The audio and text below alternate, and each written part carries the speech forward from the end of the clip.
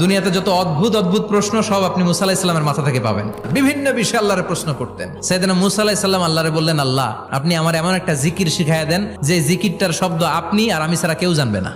দিনে রাতে সব সময় এই জিকির আমি করব, আপনারে ডাকবো, কিন্তু শর্ত হলো এই জিকিরটা জানবে শুধু আপনি আর জানবো শুধু আমি। আল্লাহ বললেন, মুসা পড়ো লা ইলাহা ইল্লাল্লাহ।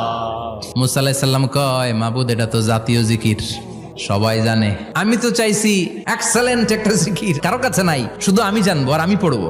আল্লাহ বললেন, মুসা এই লা ইলাহাকে যদি এক পাল্লায় রেখে দাও, তাম বিশ্ব, 7 আকাশ 7 জমিনটারে তুলে যদি তুমি আরেক পাল্লায় রেখে দাও, লা রাজাহাত কাফাতু লা ইলাহা ইল্লাল্লাহ, মুহূর্তের মধ্যে লা ইলাহার পাল্লা ভারী হয়ে যাবে।